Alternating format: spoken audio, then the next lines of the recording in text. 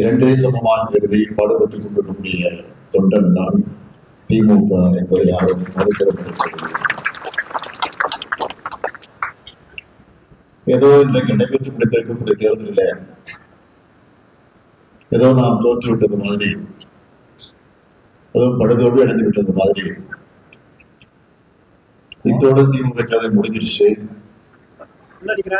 அப்படி என்று கவிதை இறங்க பாடுவதற்கு கூட முகந்திருக்கிறார்கள்.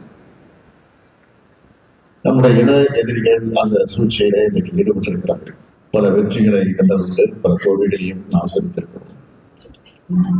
ஆனால் தோல்வியடையும் நேரத்தில் தான் திமுக எப்பொழுதுமே ஒரு பெனிக்ஸ் பறவை போல கிளர்ந்து எழக்கூடிய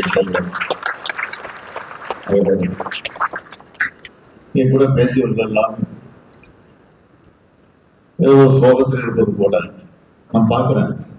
நாங்க மட்டும் இல்லை, மேடையில் இருக்கக்கூடிய மட்டும் இல்லை, எதிரில் இருக்கக்கூடிய சோகமாக கேட்டிருக்கேன். நான் சோகப்பட வைக்க வேண்டிய அவசியம் இல்லை. நாம் தான் இன்றைக்கு ஆட்சியில் இருக்கிறோம். நான் வெற்றி வாய்ப்பு எழுந்து புதிய ஆட்சி பொறுப்பேற்ற போது புதிய ஆட்சிக்கு பொறுப்பேற்றக்கூடியவருக்கு நான் வாழ்த்து சொன்னேன். புதிதாக ஆட்சிக்கு இருக்கக்கூடியவருக்கு வாழ்த்துக்கள். ஆட்சி பொறுப்பேற்றிருக்கிறவர்களுக்கு ஒரு வேண்டுகோள், திராவிட மாடல் ஆட்சி காலத்தில் நிறைவேற்றிருக்கக்கூடிய திட்டங்களை எல்லாம் நீங்கள் தொடர்ந்து நிறைவேற்ற வேண்டும் என ஒரு கோரிக்கை வச்சார். ஆக நாம் வைத்திருக்கக்கூடிய கோரிக்கை இன்றைக்கு அது எப்படி நிறைவேற்றப்பட்டிருக்கிறது என்பதை இன்றைக்கு கூட பார்க்கிறோம். ஆகவேதான் சொன்னேன், நாம் தான் இன்றைக்கு ஆட்சியில் இருக்கிறோம். இந்த தேர்தல் தோல்வியை பார்த்து நான் சிதறிடல, மனம் சோர்வடைந்திடல. 234 தொகுதிகளில் இன்றைக்கு என்ன நிலை, எப்படி வெற்றி பெற்றிருக்கிறோம், எப்படி வெற்றி இருக்கிறோம், என்ன காரணம் அதை பற்றி ஆய்வு செய்வதற்காக நான் ஒரு குழுவை நியமிச்சிருக்கிறோம்.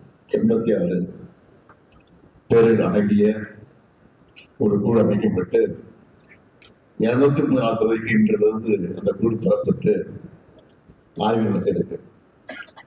அந்த ஆய்வின் போது நம்ம இடத்துல என்ன போல, நம்ம இடத்துல என்ன பிரச்சனை, மக்கள் என்ன நினைச்சிருக்கிறாங்க, எப்படி விட்டு போயிருக்கு, ஏன் இந்த வெற்றி வாய்ப்பை இழந்திருக்கிறோம், ஏன் இந்த தொகுதியை வெற்றி பெற்றிருக்கோம், இந்த தொகுதி வெற்றி பெறல என்பதை பற்றி ஆய்வு செய்வதற்காக ஒரு குழு அமைக்கப்பட்டிருக்கு. அந்த குழு மட்டும் இல்ல, உடன்பிறப்பே வா என்ற தலைப்புல ஒரு வெப்சைட் அமைச்சிருக்கிறோம். ஆக அந்த வெப்சைட்ல கழக அமைப்பு சார்ந்தவர்கள் பொதுமக்களோ அரசியலுக்கு அப்பாற்பட்டவர்களும் அதில் தன்னுடைய கருத்துக்களை வெளியிடலாம்.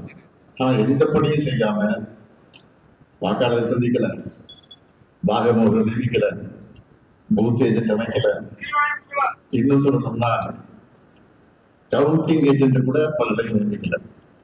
அப்படிப்பட்டவர்கள் இன்னைக்கு வெற்றி பெற்று ஆட்சி கொண்டிருக்கிறாங்க. அது தவறு இல்லை. ஆனா அதை என்ன நடந்திருக்கு, சோசியல் மீடியா. ஆக சோசியல் மீடியா வந்து இன்ஸ்டாகிராம் சொல்லக்கூடிய அதை பயன்படுத்தி ரொம்ப சோகமாக சிறு பிள்ளைகளை, குழந்தைகளை பிரச்சாரம் செய்ய வச்சு அவர்களை அவருடைய பேரன்கள், அவருடைய தாத்தாக்களை, அப்பாக்களை, அம்மாக்களை, அவங்க வீட்டில் இருக்கிற பெரிய விதத்துல அந்த குழந்தைகள் மூலமாக பிரச்சாரங்களை நிறுத்தி ஒரு திட்டமிட்டுள்ள பணி மட்டும் முடிந்திருக்கு. ஆக அது நம்முடைய கணக்கு தெரியாமல் போய்விட்டது.